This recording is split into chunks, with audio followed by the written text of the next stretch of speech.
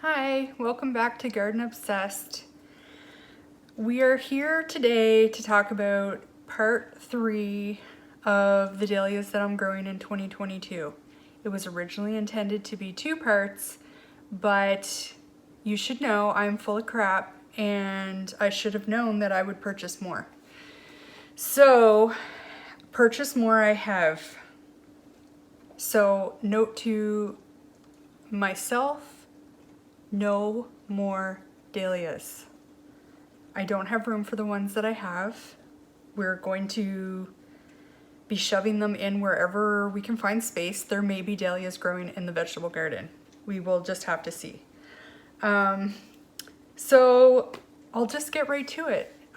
First of all, I also wanted to mention most of these, I would say 2/3 of these, I was able to purchase from a local flower farm that had the most reasonable prices of anywhere that I have seen this year.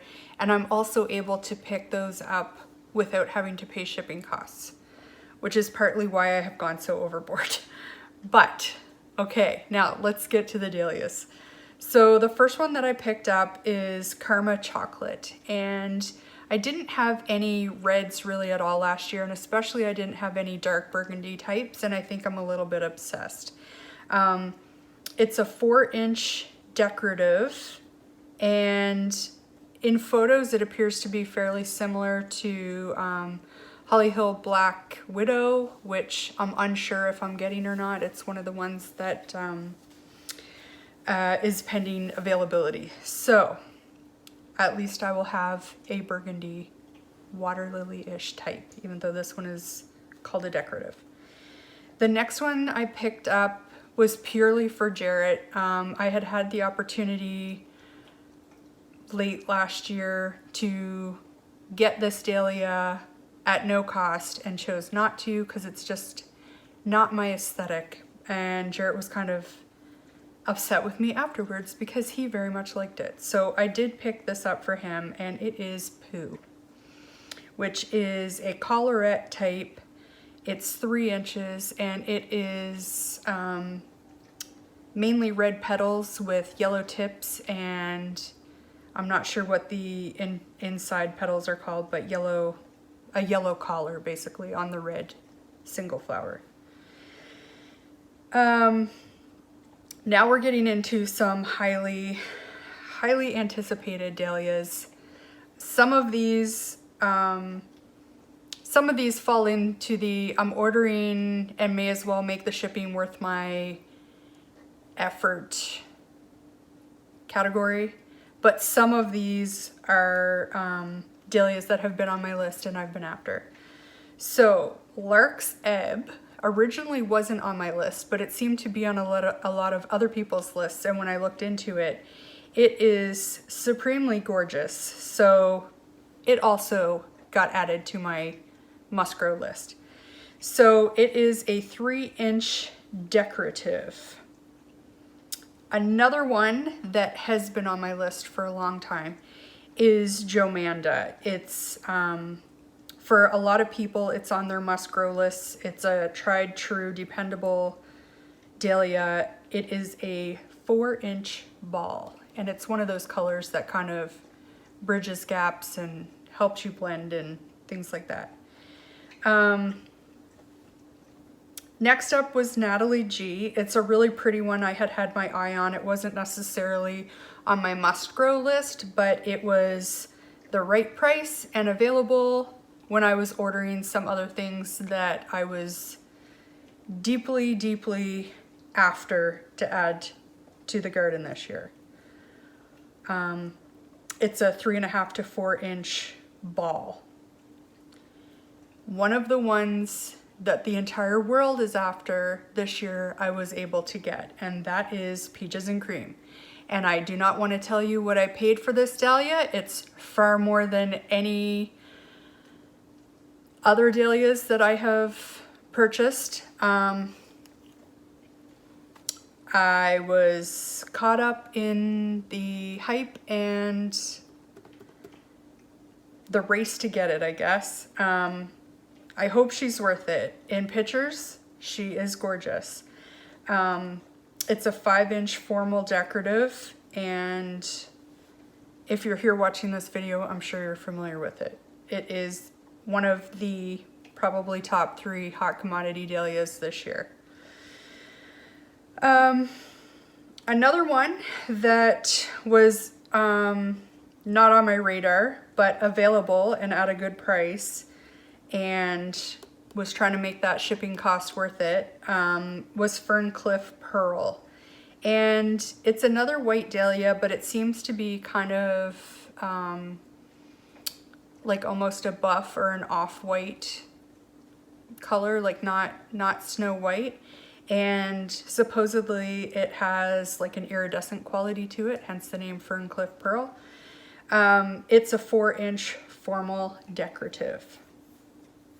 Now, another one that I got that is probably part of the 2022 Dahlia hype nonsense, and one that I wasn't 100% after, but again, it was one of the ones that was being offered locally and was a supremely good price. And I was like, maybe these people know something that I don't know.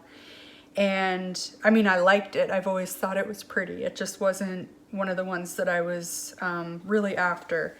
But that is Polka, which is an anemone type. I do have one other anemone type, and they are interesting. So I thought I would give it a whirl. And they are between 4 and 6 inches. The next one is one that I have been after since last year. I had seen photos of it and thought it was gorgeous and was surprisingly difficult. I didn't think it was one of the like hyped dahlias, but I had a hard time getting it this year, and that is Sweet Natalie. So it falls into that blushy category. And it is a 5-inch formal decorative. Now, another one that I would argue is maybe even prettier than Peaches and Cream. I know, sacrilege, right? But seems to be very similar, other than the color is slightly different, and that is Strawberry Cream. And it's also a smaller dahlia. I think it's listed as 3 inches, and it is a decorative as well. So I'll be interested to compare the Peaches and Cream and the Strawberry Cream and see which one is actually my favorite. I hope they're both amazing, but we will see. I'm sure they will be. I haven't met a dahlia yet that I didn't, fall in love with. Another one that I'm looking forward to comparing is I was able to get my hands on a Castle Drive. It's a 5-inch ball, and if you watched one of my last videos, there's some controversy between Coralie and Castle Drive, that Castle Drive, when it's being referenced to, may actually be being referenced to Coralie. They're very similar. The only way that they are really able to tell apart is darker leaves and stems on Coralie, but I am looking forward to growing them side by side and seeing what the difference actually is. The next one was one that I had on my, I would say, like a watch list, right? So it's not one I was actively looking for, but if I came across it, I would grab it. And so I did that, and that is Zundert Mystery Fox.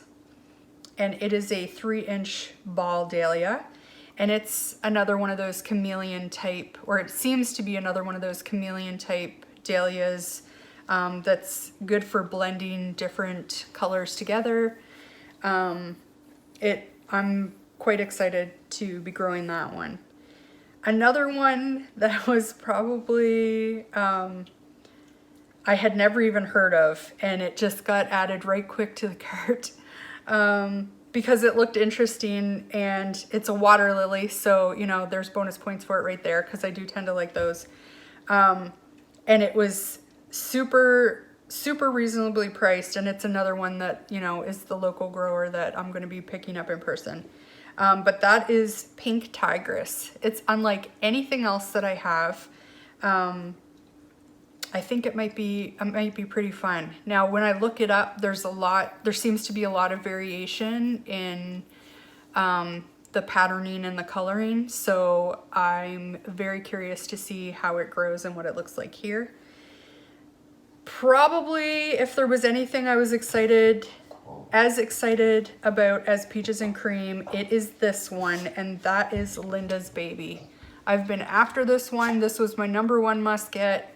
And I finally was able to get it, and it's a 4.5-inch ball, and I'll throw up a photo so you can see, like, I mean, pictures speak louder than words. It's absolutely gorgeous. Lola's gonna help now, so this could go wrong. Next up, we've only got a couple left, so I'll see if I can speed through before she side rails things. Ferncliff Rusty. It was another one I had never heard of, but was right place, right time, trying to make that that shipping cost worth it. And it is a 2-inch ball, and it's fitting very well in the color scheme that I tend to be purchasing this year. So those dusty rosy colors are kind of my jam. Another one that was, the next two actually were ones that I wasn't on the lookout for, but the local growers growing them, and they were very reasonably priced. And when I say reasonably priced, like, most of these were like $5. Like, I haven't seen any other growers offering prices like that. And they fit a void that I kind of had. I didn't have very many purpley purples last year, other than Thomas Edison, but none that were like, that's a larger flower that's kind of hard to work into a bouquet. So I picked both of these up because they fit that color scheme, and like I said, they were the right price. So one is called Sandia Show Me, and again, it's a water lily. It's a 4-inch water lily, so it already had that going for it. And the other one is a pompon, so it's between 1.5 and 2 inches, and it's called Trebby Dainty. So that's it. I'm not buying any more dahlias. I'm definitely done for the year, and not quite sure what I'm gonna do with everything, but we will find a spot for everything, and I won't purchase any more. So hopefully there's no new trends next year, because I just don't have a spot for them. So I hope you liked this video. I hope it hasn't enabled you too much. There's still a few sales happening out there. Actually, most of these I purchased this weekend. So I know there's still quite a few coming up. So if you're just getting into dahlias, you're not too late. There should be dahlias aplenty. And now that those of us that have been battling all season here have satisfied our shopping urges, I suspect that some of these harder to get dahlias may be a little easier to get. So, what are you growing for dahlias this year? Do you have any others that I need to add to the 2023 list? Because 2022 ain't happening. I hope you're having a good day. I think Lola needs some attention, so I thank you for watching, and I will see you next time.